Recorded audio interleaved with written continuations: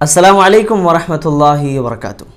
दोस्तों, मैं इसरार काशिफ दरियाबादी एक नए वीडियो में आपका इस्तकबाल करता हूं। आज संडे कमेंट बॉक्स है, कुछ भाइयों ने सवाल पूछा है, उसी का मैं जवाब देने के लिए आपके बीच में हाजिर हूँ। चलिए हम सवालात देख लेते हैं। पहला सवाल आया है, कोई हमारे भाई हैं संतानम या कुछ नाम है शायद उनका, सतनाम वर्मा है जी, सतनाम वर्मा है। इन्होंने सवाल पूछा है, और सवाल नहीं बल्कि कमेंट किया था इन्होंने कि क्या सब इज़्ज़त का ठीका सिर्फ लड़कियों ने ले रखा है, लड़कों को फुल अय्याशी है, लड़का लड़की में बहुत फ़र्क करता है इस्लाम। जो है ना, लड़का लड़की में उसूल और क़वानीन के एतबार से फ़र्क नहीं करता है। यानी जो इस्लाम के ऑर्डर्स है ना, जैसे लड़कियों के लिए है वैसे लड़कों के लिए भी है। कोई ये ना सोचे कि इस्लाम ने सिर्फ लड़कियों को कहा कि पर्दा करो, लड़कों को कुछ नहीं कहा। नहीं, इस्लाम अगर कहता है कि लड़कियों तुम अपनी निगाहें नीचे रखो, वक़ुल लिलमुमिनाति यग़दुदना मिन अबसारिहिन्ना व यहफ़ज़ना फ़ुरूजहुन्ना, और अपनी शर्मगाह की हिफाजत करो, तो इस्लाम मर्दों को भी कहता है कि वक़ुल लिलमुमिनीना यग़ुज़्ज़ू मिन अबसारिहिम व यहफ़ज़ू फ़ुरूजहुम, कि उनसे कह दो कि मर्दों तुम अपनी निगाह नीचे रखो। यानी मर्द अपनी निगाह नीचे रखेगा, औरत पर्दा करेगी। तो गोया कि इस्लामिक जो रूल है उसमें लड़के और लड़की में कोई फ़र्क नहीं। जैसे लड़के को हुक्म दिया गया पाबंदी करे, वैसे लड़की को भी हुक्म दिया गया कि वो पाबंदी करे।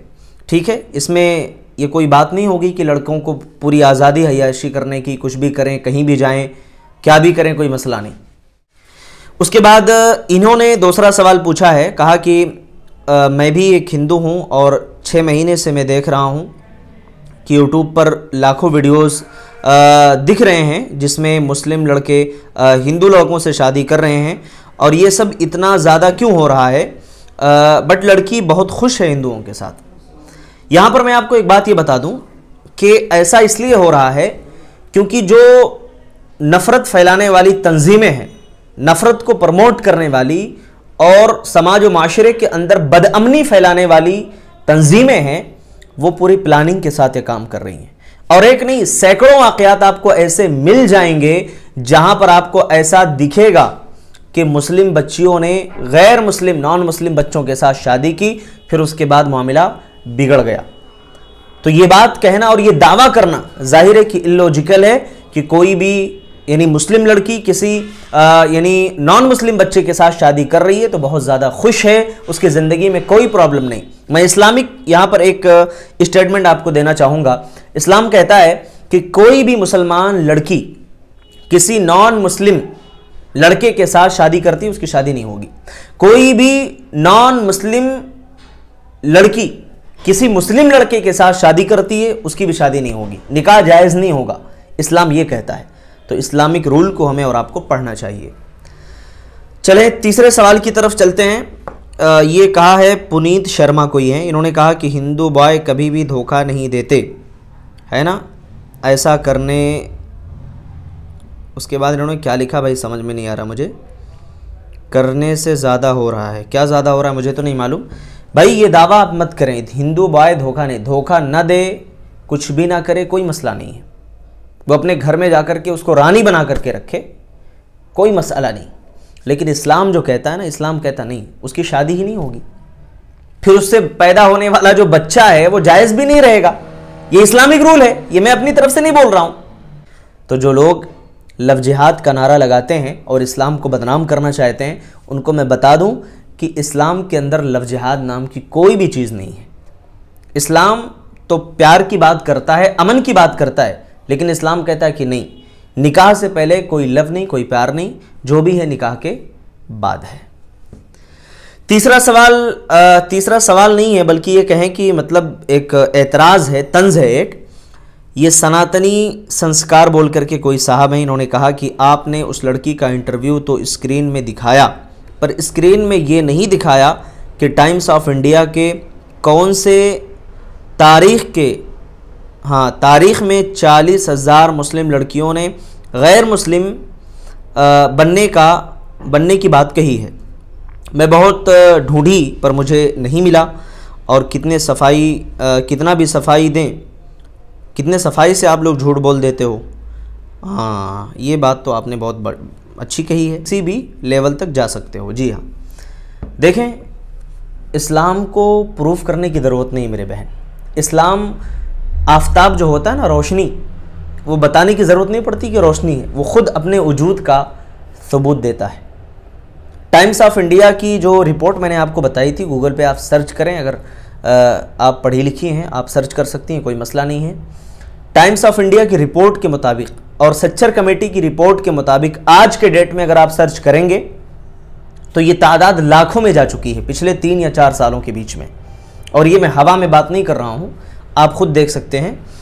تو لہٰذا اسلام کو پروف کرنے کے لیے اور اسلام کو ثابت کرنے کے لیے کسی طریقے کے جھوٹ اور فراڈ کی کوئی ضرورت نہیں ہے. جو بھی باتیں ہم آپ کے سامنے رکھتے ہیں پورے پروف کے ساتھ اور پوری دلیل کے ساتھ رکھتے ہیں. اس کے بعد ایک اور صاحب ہیں نیٹ کی بول کر کے، انہوں نے کہا کہ ایٹ لیسٹ مسلمس لوگوں کی طرح 4 بیویاں تو نہیں رکھتے، نو حلالہ نو برقع. اور ایک صاحب نے اسی طرح سے کمنٹ کیا تھا کہ مطلب 21ویں صدی میں برقع، بہت تعجب کی بات ہے. میرے بھائی آپ کو بتا دوں کہ اسلام جو 4 شادیوں کی بات کرتا ہے نا، یہ 4 شادیاں اسلام یہ نہیں کہتا کہ نہیں ضروری ہی ہے تمہارے لیے کرنا، بلکہ اسلام کہتا ہے کہ اگر طاقت ہے تمہارے پاس، کر سکتے ہو تو کر لو. کیوں کر لو؟ کیونکہ سوسائٹی اور معاشرے کے اندر بہت ساری ایسی بچیاں ہیں جہیز کی وجہ سے آج ان کی شادیاں نہیں ہو رہی ہیں، یا اگر کوئی مجبوری ہے شادیاں نہیں ہو رہی ہیں. بہت ساری ایسی طلاق شدہ عورتیں شادیاں نہیں ہو رہی ہیں. تو اگر اسلام کہتا ہے کہ بھائی کسی عورت کا گھر بسا دو، کوئی عورت جو بے گھر ہے اس کی زندگی کم سے کم راستے پر آ جائے گی نا، کم سے کم اس کو عزت کی روٹی تو نصیب ہو جائے گی. تو اسلام کیا غلط کہتا ہے؟ اسلام یہ تو نہیں کہتا نا کہ عورت کا شوہر مر گیا، اس کا ہسبینڈ مر گیا تو اب پوری زندگی ودوا بیٹھی رہے، بیوہ بیٹھی رہے، معاشرے اور سماج میں ایک داغ اس کے کپڑے پر رہے کہ بیوہ ہے، ودوا ہے. یہ اسلام اسی داغ کو اگر ختم کرتا ہے تو اسلام کیا غلطی کرتا ہے؟ کبھی غور کیا آپ نے؟ صرف آپ لوگ بس ایک پوائنٹ اٹھا لیتے ہو اور اس پر طنز کرنا شروع کر دیتے ہو. پورے اسلام کو پڑھو، اسلامی تعلیمات کو پڑھو، سمجھ کر کے پڑھو. کسی ایک چیز کو لے کر کے کبھی بھی اسلام کو بدنام کرنے کی کوشش نہیں کرنا چاہیے. ہمیں غور کرنا چاہیے کہ اگر اسلام نے یہ بات کہی ہے تو اس کے پیچھے کی حکمت کیا ہوگی اور اس کے پیچھے کا لاجک کیا ہو سکتا ہے. تو امید ہے کہ یہ جواب آپ کو انشاءاللہ سمجھ میں آ گیا ہوگا. عرفان انصاری آفیشیل نے سوال پوچھا ہے کہ شیخ ابو اسامہ نام رکھنا کیسا ہے؟ بالکل رکھ سکتے ہیں، کوئی حرج کی بات نہیں ہے. اس کے بعد نیرو بچکان، انہوں نے کہا کہ میرا سوال یہ ہے کہ السلام علیکم ورحمۃ اللہ وبرکاتہ کا مطلب کیا ہوتا ہے؟ دیکھیے، السلام علیکم ورحمۃ اللہ وبرکاتہ جو ہے یہ دنیا کا سب سے بہترین سلام ہے، یہ اللہ کا سلام ہے.